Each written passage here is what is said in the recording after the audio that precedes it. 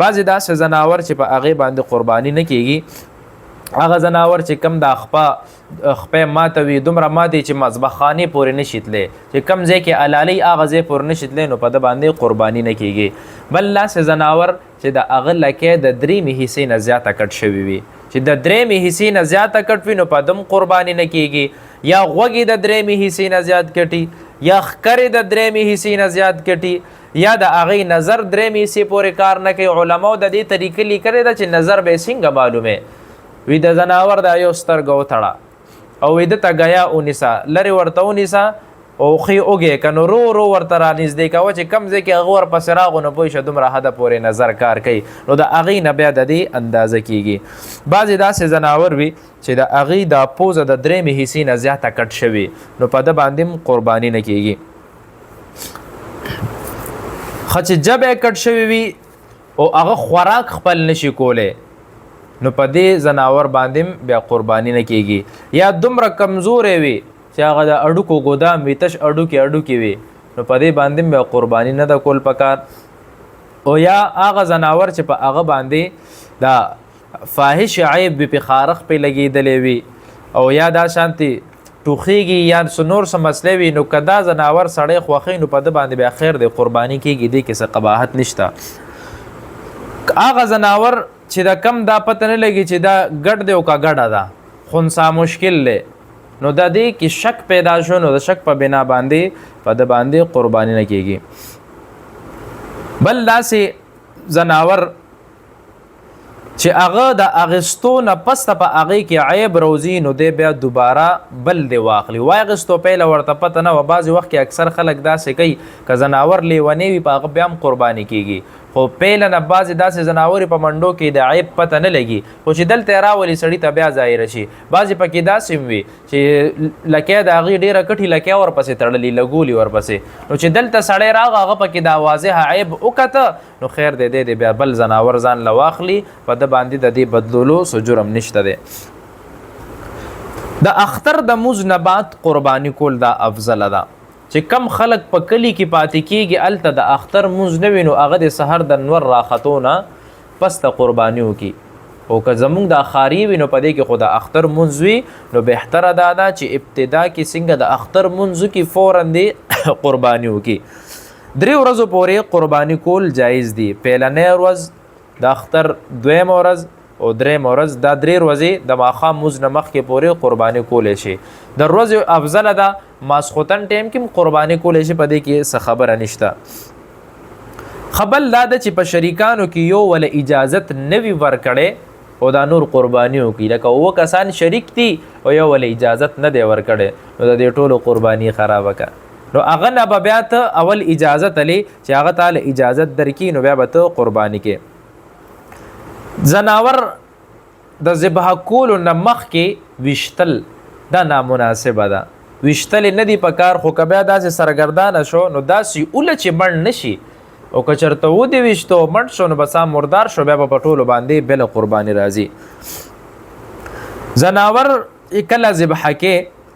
نو اول خو به په هغې باندې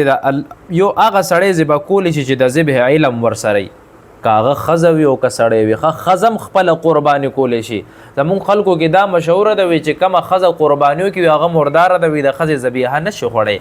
ښځه چې قرباني وکړي هغه عالمه وي په دې باندې علم ورته وي چې څنګه بیا ذبح کې نو هغه قرباني خوړی شي جایز د هغه حلاله د هغه خپله ذبح په خپله هم کولی شي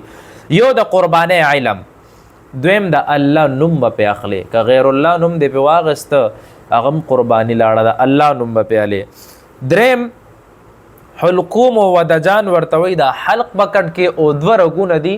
یو د سا رګ دی او د وینې رګ دی نو که دې کې دي دا د کټ کو نو بس دې سره قرباني وشوه ده ته تړونه لاندې دلته کې دا رګونه دي نو دا به بیا کټ کې وله دې سره هم ذبح وشوه په خپله ذبح کول مستحبه ده د الله رسول کړې ده که په خپله څوک نشي کولی نو کم از کم چې دومره وي او ورته هلته کې ولاړ وي د ذبح آداب دا دي چې کله زناور ذبح کې نو چاړه به ګورې د زناور مخې ته نه تېره کې زناور ته بیا تکلیف یو په ډبل باندې ملو شي. شریعت دومره ښکلی دی، زمونږ اسلام دومره ښکلی دی چې د زناور د تکلیف هم خیال ساتلی دی چې د تکلیف مه ورکوه. د حضرت عمر صاحب په دور کې یو سړي یو چاړه د زناور په مخ کې تیره که، نو عمر صاحب راونیوه کوړې وله ورکړي، وي ته هغه له 2 ځل مرګ ورکړې، وي دا خو د هغه ډبل مرګ شه. وي هغه تا ته ګوري او ته ورته دا خپله دا چاړه تیره کې، نو چاړه چې تیره کې نو پیله نه به تیره کې، بیا به زناور ته راشي مذبحخانې ته، چاړه به زیاته تیره کې چې هغه ته ډېر زیات تکلیف ونه رسي چې فوراً هغه ذبح کې. بعضې اکثر اناړیان خره کې. مخکې ما یو قرباني کته یو سړی یو چیلی حلالوله، نو چاړې پرې راښکا، نو هغه د ظالم بچي ورپسې د سبزی چاړه راغستې وه، بیخي پې کار نه کولو، بیا هغه چیلی ودرولو. نو مې دا خو تا د له څو مرګونه ورکړه، نو دا تکلیف ورته زیاتي، نو دا نه دی کول پکار. ښه چاړه خټېټه تیره کوئ بغیر کلمې که چرته چا ذبح وکړه نو دا حرامه ده. او قصاب له په اجرت کې غوښه ورکول او یا چمړه ورکول یا د هغې سر او د خپې ورکول دا حرام دي، دا ورنشي ورکولی، د په اجرت کې ورنشي ورکولی. غوښه چې تقسیموئ په قربانۍ زناور کې نو ټول به برابره تقسیموئ، بیا دې په هغې باندې قرعه واچي چې دا د چا شوه او دا د چا شوه، نو په هغې باندې به هر سړي ته صحیح حصه ورسي. که د قربانۍ زناور د ذبح که هغې نه د څه اینا یا غوښه پخه که، ټول شریکوال ناست د ټولو پې رضا ده، نو بیا ترې پخولی شي، ټولې خوړی شي. که یو پکې ناراضۍ ګورئ بیا مه پخوئ. غوښه ذخیره کول یو کال نه بل کاله پورې خوړل نو خیر دی، خو یې چې خو غریبانانو له به څه کوئ، غریبانان له هم ورکوئ. دا بهتر صورت دی که 8 واړه شریکوالان رایوځی شي، دي 8 حصې جوړې کړي، 9 شریک 8 حصې جوړې کړي، یو پکې د فقیرانو جوړه کړي، د هغې هم پکې حق شته که نه، نو هغې له هم په دې کې دا یو حصه په مشترکه باندې ورکوي چې کم غریب راځي هغې له ورکوئ. بعضې خلک داسې کوي د غوښې د خرچې نه ځان بچ کوي، اوس غټې فریزر یې اغستي، هغه بیخ کې پکې ایښي، اخره کې بیا خوند هم ختم شي او زر یې خوري چې زناور هم په جنت کې منډې وي، د چا د زناور به خپې نه په جنت کې، د چا کې به څه نه، نو پوره زناور خوري. ښه او دومره خو نشي خوړی، غریبانان به څه کوي، دی لم ورکې په محله کې وي، په رشتهدارو کې وي، همداسې دا ماشومان راځي غوښه دنه غواړي، دی لم ورکوئ.